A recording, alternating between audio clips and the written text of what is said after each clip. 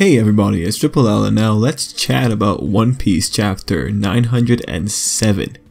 And also, I realized last week the chapter video had the wrong chapter number. I only realized it this week because I haven't been able to come on YouTube. So for anyone that chapter video misled, apologies, my mistake, clerical error. But let's talk about this chapter. So one of the big talking points for last week's video was I was trying to predict or trying to make my guesses at when the Celestial Dragon plot would kick in with Shirahoshi. And what this chapter this week gave was pretty much just a giant it's like this chapter was just all over the place, and it was really brisk, and it was going really fast, and it was really fun, and it ultimately, what I thought would take 5 chapters or so to happen just happened here. And you know, that's interesting in of itself. I'm much happier when One Piece has like this really brisk pacing, because more things get done, and we don't really need to get like tons of like panels of things just being repeated to us. Instead, it's like almost all like new information in these panels, and it made for a really fun time. I was really sad when I got to the end of the chapter. So far, like One Piece is the first chapter I've read for the week, and I think it's doing good. I think this is going to be one of the chapters to beat for the week when it comes to the other series that are going on in Shonen Jump. But this one is just so fun with all the information that's coming out. I will say one thing on the Shirahoshi note is that at least one of my ideas, or one of the ideas for from last week, that Sai and Leo could probably step in was more or less correct, although they got thwarted by Lucy and the rest of CP0, which was a surprise, but it was a very pleasant surprise. Before we actually talk about the rest of the chapter, though, or about that point, let's talk about the rest of the chapter. It's late, my words are getting kind of mixed up. Anyway, we open the chapter with Big Mom and Kaito, and this is really exciting. It's really interesting, but it also sets up or starts just how unclear the chapter is, because at least with the translation that I read, by the time that you reach the end of the Kaito Big Mom stuff, just their stuff, you don't really have any clear indication whether or not Big Mom's actually gonna go to where Kaito is. Thankfully, we have the Marines to give us the exposition later, and they clarify that most likely Big Mom is heading towards Kaito, which is a very interesting thought. Who would have thought that Wano would be a arc that potentially could have Big Mom coming in and just ruining it, or getting involved? If it were to happen, it's gonna be one heck of a time. But that said, Big Mom and Kaito's talk does give us a few little bits of details, like there is a debt between Kaito and Big Mom, and personally, I'm not too concerned about what the debt is. I don't really care. I imagine it might be a plot point, but I'd be fine if Oda never addressed what it was, or just gave it in like a little bit of a note and never really talked to us about what it was. Mostly because I think it's totally fine for the Yonko to have pre-existing relationships. Like, we know that, you know, Shanks and Whitebeard were relatively friendly. I have no problem with that, or with like a parallel of that dynamic happening with Big Mom and Kaito, right? Like, Shanks and Whitebeard came to us as a pair. We understood them as those two characters. We knew that they had an association between them. To have Big Mom and Kaito, the emperors that became a bigger deal after the time skip, be linked like this, I think is totally reasonable. It's not that far out to imagine that it could happen. So overall, I don't really care about what binds them. But I do think it's cool that this could be a possibility for us in the future to have Big Mom coming in there along with Kaito, because that throws a wrench in the gears, right? And it, like, if you're bringing in the Big Mom army, then you can justify bringing in Luffy's army, right? So it's pretty cool. Moving on, we have the Marine segment, and the Marine segment, like I said at the beginning, it's very unclear, especially the scene with Garp.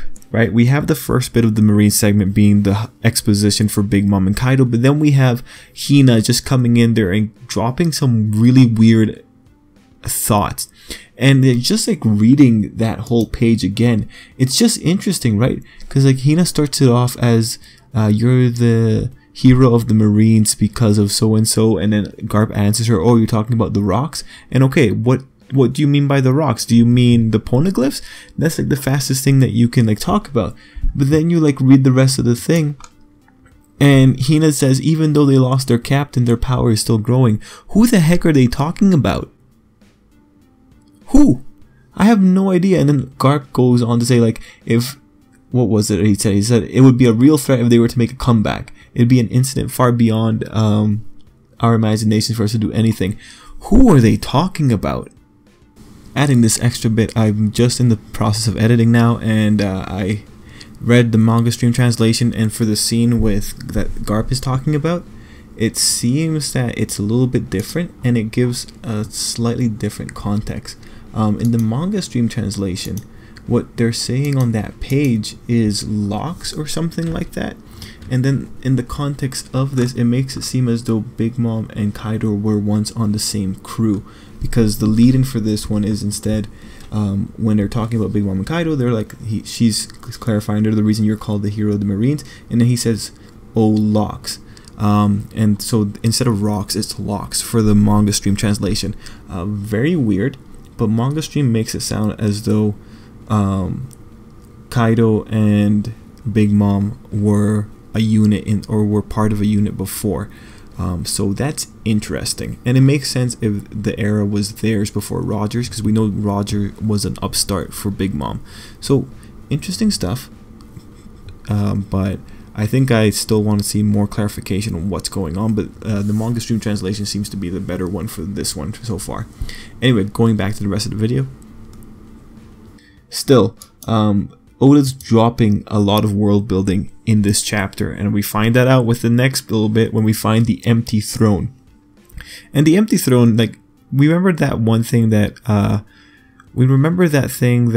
Oda was watching the Game of Thrones, that he was a fan of it, and I remember the joke being that when we saw the Throne Wars being declared by Don Quixote, Doflamingo, because now there was a Don Quixote revealed here, when we had it by Doflamingo, the joke was like he's calling it the Throne Wars because of his influence by Game of Thrones. But when you see this one, it's like, yeah, okay, he's definitely a fan of Game of Thrones.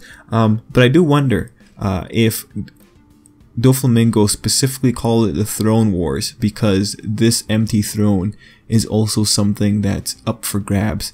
It's very interesting. Like, I don't think Luffy would be the kind of person that would want to sit on the throne, but I could see him being the kind of person that would end up sitting on the throne by accident. But it's very interesting. I like the idea of the empty throne. I like what it's about. I like the metaphor of it, and I like that no one sat in it. I think it's a really, really powerful statement, and now I do wonder if Sabo's brother is going to be an idiot and actually go and sit on the throne. In all the years, in all the 800 years, no one sat on this throne, and then this one idiot shows up.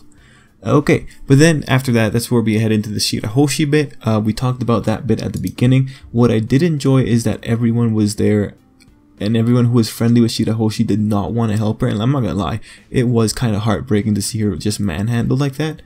But I was just so thankful when someone stepped in and it was a celestial dragon that came to do it. I was wondering about the celestial dragon that was friends with Neptune's wife, and it's good to see the connection here. Now, the biggest surprise is that it was a Don Quixote family member, but this might be a message that Oda is trying to set up, that the Don Quixote family members tend towards goodness, right? Because before this, we had Homing and we had Rocinante. The odd one now is Doflamingo, but this is, I think, a nice little sign here, and I am exceedingly happy that they brought back that family name like this, along with like, okay, like again, I have to say it was pretty badass when Leo and Sai went in to jump in, and then Lucy stops them. But with the Lucy bit with CP0, it's nice to see Kaku there. But I saw Stussy and I was just like, what? Why is she revealing herself? Isn't she the queen of the Pleasure Quarter? What is she doing there? You're giving away like valuable intel about what you're actually doing. And I remember, oh yeah, big news, Morgan's. He knows about Stussy, so she probably decided there was no point hiding herself anymore.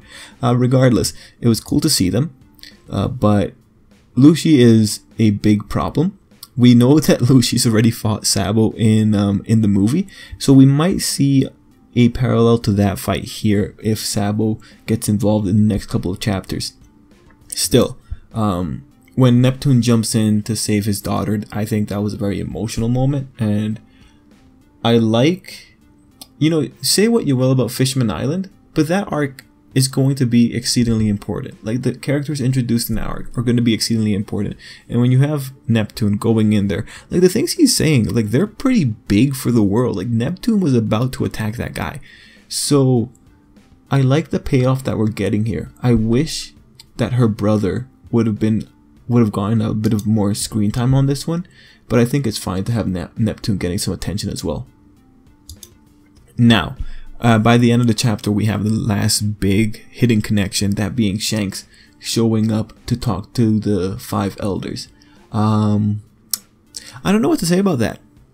I think it's cool that Shanks has so much power, and like with last week's chapter, seeing there's a straw hat sitting somewhere in Marajoa, this is just, yeah, this is, Oda's given me so much this chapter that I'm not really surprised anymore. That said, I do wonder what pirate he's talking about. Is it Luffy, or is it Blackbeard, or is it someone else altogether? But those are the big questions, and like at this point, Oda's just hitting us at such a breakneck pace that I don't know what's going to happen. Without a doubt, this reverie is just going to blow up out of control, and I'm going to be very excited to see how this goes down. But guys, let me know what you thought down below, and let's call it there. Till next time, I hope you have an absolutely great day.